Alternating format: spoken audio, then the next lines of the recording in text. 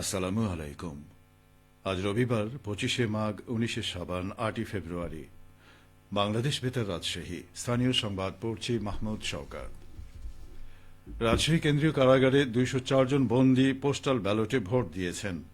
এই কারাগারে প্রায় 2600 জন হাজতি ও কয়েদি রয়েছেন। তাদের মধ্যে ভোট দিতে 273 জন নাম নিবন্ধন করেছিলেন।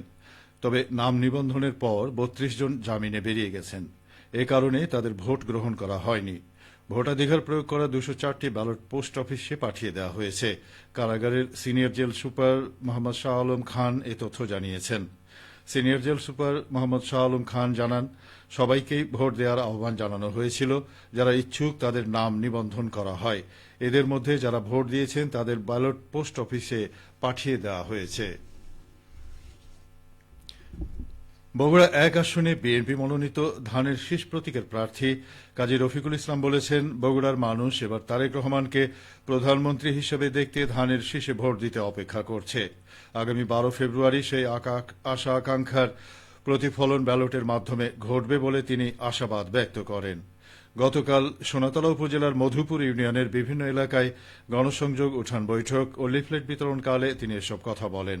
এ সময় তিনি বলেন, শহীদ রাষ্ট্রপতি জিয়াউর রহমান ছিলেন গণতন্ত্রের প্রবক্তা। বিএনপি রাষ্ট্রীয় ক্ষমতায় এলে দেশের মানুষ শান্তিতে বসবাস করতে পারে এবং দ্রব্যমূল্য সাধারণ মানুষের ক্রয় ক্ষমতার মধ্যে থাকে।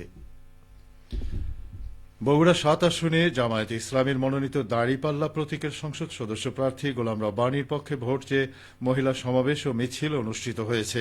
গতকাল গাবতলী পাইলট স্কুল মাঠে উপজেলা মহিলা জামায়াতে ইসলামের আয়োজনে এই সমাবেশ অনুষ্ঠিত হয়। এতে উপজেলা জামায়াতের আমির মাওলানা ইউনুস আলীর সভাপতিত্বে প্রধান অতিথির বক্তব্য রাখেন এমপি প্রার্থী অধ্যক্ষ গোলাম রব্বানী। সমাবেশে তিনি বলেন, জামায়াতে ইসলামী ক্ষমতায় গেলে দেশের মানুষের ভাগ্যের উন্নয়ন করা হবে। একটি স্বনির্ভরশীল দেশ গড়ে তুলতে সবার সহযোগিতা প্রয়োজন। অনুষ্ঠানে প্রধান বক্তা হিসেবে বক্তব্য রাখেন কেন্দ্রীয় ছাত্র শিবিরের সভাপতি নুরুল ইসলাম সাদ্দাম। আসন্ন জাতীয় সংসদ নির্বাচন ও গণভোট উপলক্ষে নির্বাচনী আচরণ বিধি এবং গণভোট সম্পর্কে জনসাধারণকে অবহিতকরণের লক্ষ্যে সড়ক প্রচারণা চালিয়েছে নাটোর জেলা তথ্য অফিস। গতকাল নাটোর সদর উপজেলার সড়কগুলোতে গুরুত্বপূর্ণ স্থানে এই প্রচারণা চালানো হয়। সড়ক প্রচারণায় নির্বাচনের সময়সূচি, আচরণবিধি, গণভোটের বিষয় এবং গণভোটের ব্যালট, একই সাথে 2টি ব্যালটে ভোট প্রদান ইত্যাদি সম্পর্কে ধারণা প্রদান করা হয়। জেলা তথ্য অফিসার মোহাম্মদ আব্দুল আওয়াল জানান, ভোট প্রদানে সাধারণ জনগণকে উদ্বুদ্ধ করতে জেলা তথ্য অফিস নিয়মিত সড়ক প্রচারণা ছাড়াও প্রামাণ্য চালচিত্র প্রদর্শন, 10 মিনিটস ব্রিফ, ভোটালাপ ইত্যাদি কর্মসূচির আয়োজন করতে যাচ্ছে। নওগাঁয় আসন্ন ত্রয়োদশ জাতীয় সংসদ নির্বাচন ও গণভোট উপলক্ষে আইন শৃঙ্খলা বিষয়ক মত বিনিময় সভা অনুষ্ঠিত হয়েছে। গতকাল জেলা প্রশাসকের সম্মেলন কক্ষে সভায় সভাপতিত্ব করেন জেলা প্রশাসক ও জেলা রিটার্নিং অফিসার মোহাম্মদ সাইফুল ইসলাম। সভায় আসন্ন ত্রয়োদশ জাতীয় সংসদ নির্বাচন ও গণভোটের প্রস্তুতি পর্যালোচনা করা হয়। এছাড়া অবাধ, সুষ্ঠু ও নিরপেক্ষভাবে ভোট গ্রহণ সম্পন্ন করার লক্ষ্যে গুরুত্বপূর্ণ বিষয়ে আলোচনা ও সিদ্ধান্ত গ্রহণ করা হয়। সভায় পুলিশ সুপার মোহাম্মদ তারিকুল ইসলাম, জেলা নির্বাচন অফিসার আব্দুল মোতাল্লিব, সেনাবাহিনী, বিজিবির প্রতিনিধি ও সহকারী রিটার্নিং অফিসারগণ অংশ নেন। বগুড়া জেলা প্রশাসক ও রিটার্নিং কর্মকর্তা মোহাম্মদ তৌফিকুর রহমান বলেছেন, সুষ্ঠু, স্বচ্ছ, গ্রহণযোগ্য নির্বাচন অনুষ্ঠানে ভোট গ্রহণ কর্মকর্তাদের সততা ও নিষ্ঠার সাথে দায়িত্ব পালন করতে হবে। তিনি বলেন, এবারে নির্বাচন হবে ইতিহাস গড়ার নির্বাচন। দায়িত্ব পালনকালে কোনো ভোট গ্রহণ কর্মকর্তা নৈতিকতা হারালে তার বিরুদ্ধে শাস্তিমূলক ব্যবস্থা নেওয়া হবে।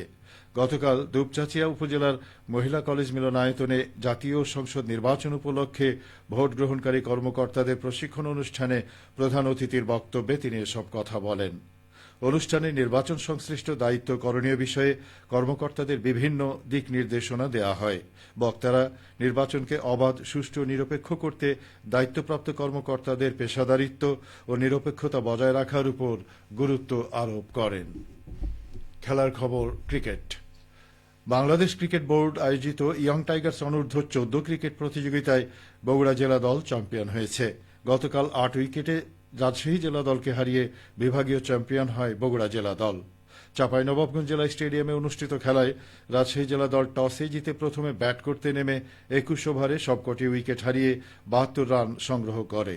জবাবে বগুড়া জেলা ২৪ ওভারে ২ উইকেট হারিয়ে ৭৩ রান করে খেলায় জয়লাভ করে। খেলায় ম্যান অব দ্য টুর্নামেন্ট নির্বাচিত হন বগুড়া জেলা দলের উৎসব। খেলা শেষে বিজয়ীদের মাঝে পুরস্কার বিতরণ করেন চাঁপাইনবাবগঞ্জ জেলা ক্রীড়া অফিসার আবু জাফর মাহমুদুজ্জামান। সবশেষে আবহাওয়া। আজ সকাল ৬টায় রাজশাহীতে তাপমাত্রা ছিল ১১.৩ ডিগ্রি সেলসিয়াস। এ সময় বাতাসে আর্দ্রতার পরিমাণ ছিল ৯৭%। রাজশাহী ও পার্শ্ববর্তী এলাকায় আজ সূর্যোদয় হয়েছে সকাল ৬টা ৪৩ এবং সূর্যাস্ত সন্ধে ৫টা ৫৫। সংবাদ শেষ হল। আমাদের পরবর্তী স্থানীয় সংবাদ দুপুর ১২টা ১০।